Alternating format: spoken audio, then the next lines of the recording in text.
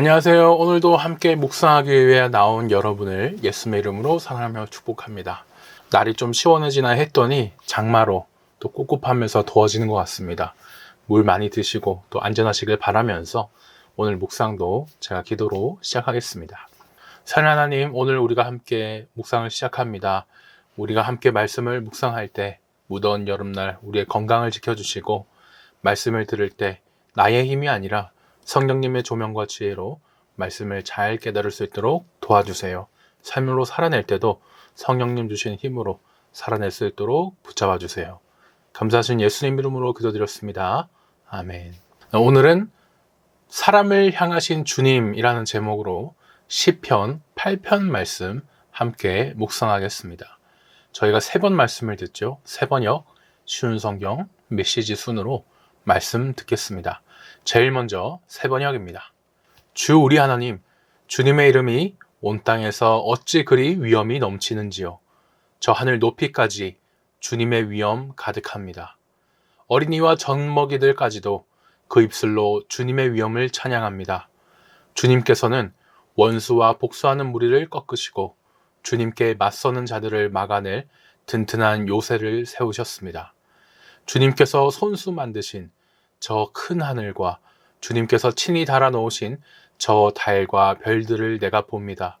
사람이 무엇이기에 주님께서 이렇게까지 생각하여 주시며 사람의 아들이 무엇이기에 주님께서 이렇게까지 돌보아 주십니까? 주님께서는 그를 하나님보다 조금 못하게 하시고 그에게 존귀하고 영화로운 왕관을 씌워 주셨습니다. 주님께서 손수 지으신 만물을 다스리게 하시고 모든 것을 그의 발 아래에 두셨습니다.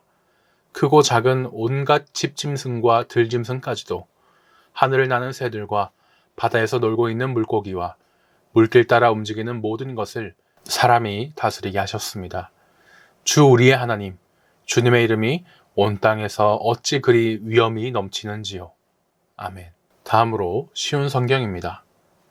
여호와 우리의 주님이시여, 주님의 이름이 온 땅에 어찌 그리 장엄한지요. 주님께서 하늘 위에 주님의 찬란한 영광을 두셨습니다. 주님께서는 어린이들과 젖먹는 아기들이 주님께 찬양을 올리도록 하셨습니다. 주님께 대항하는 원수들과 적들과 보복하려는 자들을 침묵시키기 위해서입니다. 주님의 하늘을 바라봅니다. 주님의 손가락으로 지으신 하늘을 생각해 봅니다. 주님께서 하늘의 자리를 정해준 달과 별들을 생각해 봅니다. 사람이 무엇이기에 주님께서는 사람을 돌보아 주시는지요. 주님께서는 사람을 천사보다 조금 못하게 지으시고 그 머리에 영광과 존엄의 왕관을 씌우셨습니다. 주님께서 만드신 모든 것을 사람이 다스리게 하시고 모든 것들을 사람에게 맡기셨습니다. 모든 양떼들과 소떼들, 그리고 들판의 짐승들, 하늘을 나는 온갖 새들과 바닷속에 사는 모든 것들을 다스리게 하셨습니다. 여호와 우리 주여, 주의 이름이 온 땅에 어찌 그리 장엄한지요. 아멘. 마지막으로 메시지입니다. 하나님, 찬란히 빛나는 주님, 주님의 이름은 이제 모르는 사람이 없습니다. 주님을 높이며 젖먹이들이 옹알이로 합창하고 막 걷기 시작한 어린아이들이 목청껏 노래하니 원수의 말소리 묻혀버리고 무신론자의 짓거림도 잠잠합니다. 주님의 거대한 하늘, 캄캄하고 광대한 하늘을 우러러 봅니다. 손수 만드신 하늘 보석, 제자리에 박아 넣으신 달과 별들을, 그리고 한없이 작은 내 모습에 깜짝 놀랍니다. 우리가 무엇이기에 이토록 걱정하시고 우리 인생길이 무엇이기에 이토록 살뜰히 살피십니까? 하지만 우리는 신들보다 조금 못한 자들, 주님은 에덴의 새벽빛으로 빛나는 우리에게 손수 지으신 세상을 맡기시고 창조의 임무를 되새기게 하셨습니다. 양떼와 소떼, 들짐승들, 날아다니는 새들과 헤엄치는 물고기, 깊은 바다에서 노래하는 고래들을 다스리게 하셨습니다. 하나님, 찬란히 빛나는 주님, 주님의 이름이 온 세상에 메아리 칩니다. 아멘. 네, 지금까지 저희가 3번 말씀을 들었습니다. 사진이나 영상에서요, 이제 미국 그랜드 캐년을 보신 적이 있으십니까? 주 하나님 지으신 모든 세계 참 아름다워라 찬양이 절로 나온다 그러죠. 그 크기에 감탄이 흐릅니다. 이렇게 저희는요, 웅장한 산, 넓은 평야, 넓고 깊은 바다를 보면 그 자연을 보면서 압도당하게 됩니다. 우주를 보면 심지어 우리가 정말 작은 먼지와도 같아서 초라하게 느껴질 정도지요. 그런데 오늘 말씀은요, 그렇게 놀라운 자연과 큰 우주도 결국 하나님이 만드신 것에 불과하다고 합니다. 오히려 하나님께서는 우리 인간을 하나님과 세상 사이에 세우셨다고 하죠. 시편 8편은 성령 하나님께서 다윗을 통해 성경으로 기록하셨습니다. 오늘 말씀에서 성경은 인간이 자연보다 훨씬 귀하며 하나님보다 조금 못할 뿐이라고 그렇게 찬양을 하죠. 먼지, 티끌 같은 흙으로 만들어진 우리 사람이 너무나 미천한 존재인데 어떻게 이런 사람을 하나님이 온 세상을 만드신 하나님보다 단지 조금 못한 존재라고 할 수 있을까요? 하나님이 우리 사람을 다른 짐승과 다르게 특별히 만들어 주셨기 때문이죠. 흙으로 만드셨지만 하나님의 생기, 이 생명의 숨으로 사람은 생명이 되었고 하나님의 형상을 가진 존재로서 특별하게 지어졌습니다. 하나님의 형상을 가진 우리이기에 하나님이 우리를 그만큼 사랑해 주시기에 감히 우리는 하나님보다 조금 못한 존재라고 그렇게 불려지게 됐습니다. 큰 1번입니다. 1절에서 3절까지를 보니 하나님의 영광은 하늘을 뛰어넘습니다. 시인은 하나님의 영광이 무엇을 덮었다고 말합니까? 1절을 보니 하나님의 영광이 하늘을 덮었습니다. 오늘날 저희가요, 성경을 읽을 때 꼭 알아야 하는 사실이 있습니다. 바로 하나님이 성경을 주셨을 때 당시에는 수천 년 전 이 옛날 사람들에게 제일 먼저 주셨다는 거예요.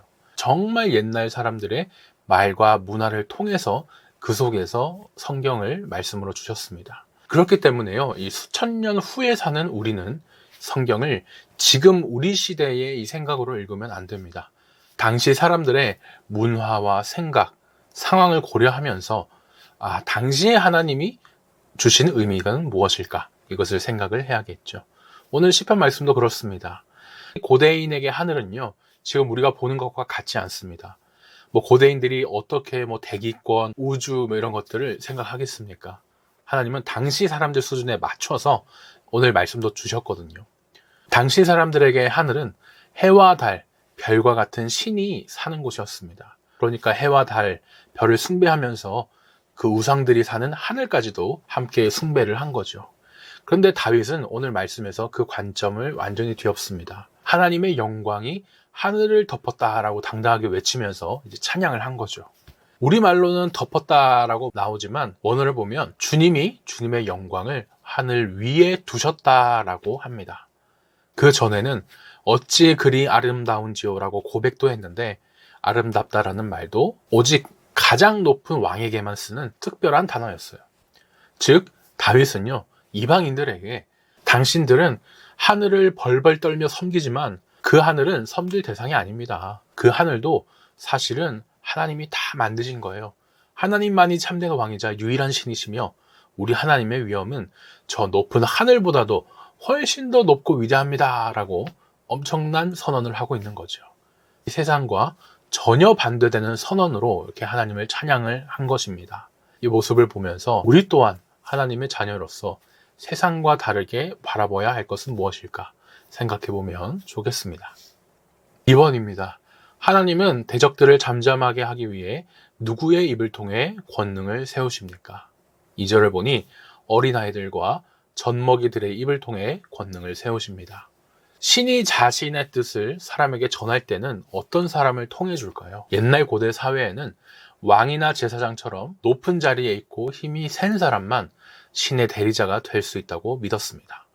아무나 신을 만날 수 있으면 그 신은 높은 신이 아닌 거죠. 아무나 신을 만날 수 없어야 그 신의 급, 이 위엄도 높아진다고 생각한 겁니다. 하지만 우리 하나님은 다르시죠. 하나님이 우리 사람을 만나주시는 방식은 참 놀랍습니다. 당시 세상의 힘의 논리와 정말 다른 것이거든요. 하나님은 화려한 권력을 가진 그런 사람이 아니라 세상에서 가장 약하고 미약한 어린아이들과 심지어 젖먹이들의 입술을 통해서 하나님의 크신 능력을 세운다고 합니다. 여기서 또 잠잠하게 만든다라는 말도 하는데요.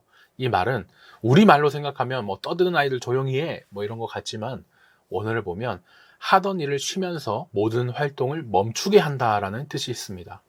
즉 하나님이 세상을 만드시고 낮은 자를 통해 영광 받으시는 모습을 적과 원수들이 봅니다. 보고 그대로 놀라서 몸이 굳어버리는 거죠. 하나님의 압도적인 장엄함에 깜짝 놀라서 기가 죽고 교만했던 그 모든 행동을 멈춘 채 꼼짝도 못하고 입을 다물게 됩니다. 나눔 1번입니다. 우리를 짓누르는 커다란 문제들도 광활한 밤하늘의 별들을 손가락으로 만드신 하나님께는 티끌 같을 뿐이죠. 요즘 나를 막막하게 만드는 걱정거리가 있습니까? 우주를 다스리는 크신 하나님 앞에서 내 문제가 얼마나 작게 보이는지 한번 생각해 보시면 좋겠습니다. 큰 2번입니다. 4절에서 9절까지를 보니 하나님은 사람을 존귀하게 대하십니다. 시인은 인간을 어떤 말로 표현하며 하나님은 그런 인간을 어떻게 대하십니까? 4절을 보니 성경은 사람과 인자라고 표현한 인간을 하나님은 생각하고 돌보아 주십니다. 고대 중동 사람들은요, 해와 달 같은 대자연은 신이지만 반대로 사람은 신들의 시중이나 드는 비천한 노예와 같다고 생각했습니다. 오늘 성경 말씀이 이 생각을 완전히 뒤집죠. 오히려 인간이 얼마나 존귀한지 소중한 존재인지를 알려줍니다. 광활한 우주에 비하면요, 사람은 그저 먼지와 티끌 같은 흙에서 만들어진 존재입니다. 죽을 수밖에 없는 존재고 작고 미천한 존재에 불과하죠. 하지만 하나님이 우리를 보시는 관점은 다릅니다. 이런 미천한 우리를 하나님은 마음속에 늘 기억하시면서 우리 삶에 친히 찾아와 돌보아 주시죠. 어떤 분은 하나님은 영이신데 그 기억과 돌보아 주심이 눈에 보이지가 않잖아요. 어떻게 우리를 기억해 주시고 돌봐 주신다는 걸 압니까? 생각할지도 모르겠습니다. 그 답은 예수님께 있죠. 히브리서 2장에서 성경은요, 이 기억하고 돌봐 주심의 증거로 예수님의 구원 사역을 이야기합니다. 온 우주의 왕이신 하나님께서 우리를 구원하시기 위해 낮고 천한 인간의 몸을 입고 예수님으로 태어나 이 땅에 찾아오셨죠.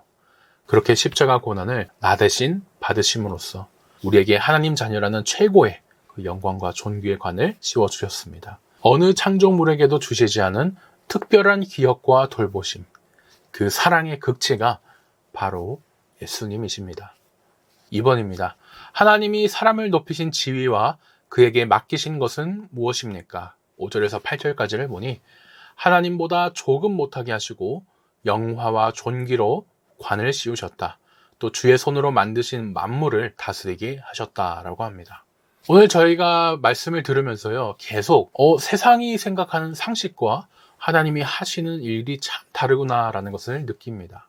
고대 세계에는요, 하나님이 하시는 일이 모두 다 혁명적이고 놀라웠던 일인 겁니다. 당시 사람들에게 거대한 대자연은 두려움 속에서 무릎 꿇고 섬겨야 할 신성한 신이었죠. 하지만 다윗은 오늘 말씀을 통해서 자연은 숭배하는 그런 곳이 아니고 인간의 따스한 다스림을 받는 존재로 완전히 바꿔놓았습니다. 게다가 하나님께서 인간에게 만물을 다스리게 하시고 영광스러운 왕의 자리에 앉히셨다고 찬양하죠. 이 하늘과 땅이 뒤바뀌는 순간입니다. 성경에서 영화, 존귀라는 말은 본래 진짜 왕이신 하나님께만 사용을 합니다. 그런데 오늘 말씀을 보니까 이 귀한 영광과 존귀를 우리 인간에게도 주시죠. 관을 씌워주셨다라고도 하는데 우리로 치자면 왕만 입을 수 있는 빨간 곤룡포를 우리에게도 입혀주신 거죠. 그러면서 그 세상 모든 피조물을 우리 인간의 발 아래 복종하게 하셨습니다. 이방인들은 피조물인 해와 달, 별 이것들 앞에 엎드리지만 하나님의 자녀들은 반대죠. 그 피조물들이 우리 앞에 엎드리게 됩니다. 하나님의 자녀들이 이제 이 만물들을 다스리게 됩니다. 3번입니다.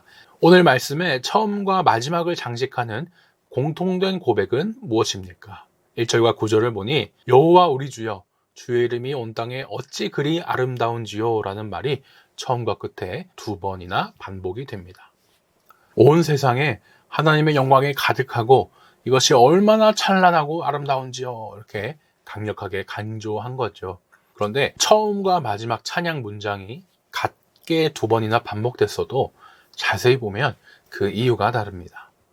처음에는요, 그저 거대하고 신비로운 자연을 바라보면서 와, 하나님이 이걸 다 지으셨다니 그 크심을 찬양했다면 마지막에서는 달라요.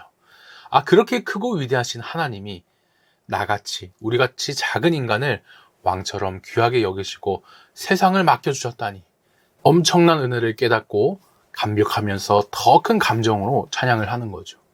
그 크고 놀라우신 하나님이 작고 비천한 나를 위해 이 땅에 오셨고 그리스도로 나를 위해 돌아가 주신 그 사랑이 너무나 큰 은혜이고 감사가 됩니다. 지금도 우리는요, 이 예수님께 받은 사랑과 은혜가 있기 때문에 힘든 상황도 버텨내면서 우리가 믿음을 계속 지켜나갈 수 있겠죠.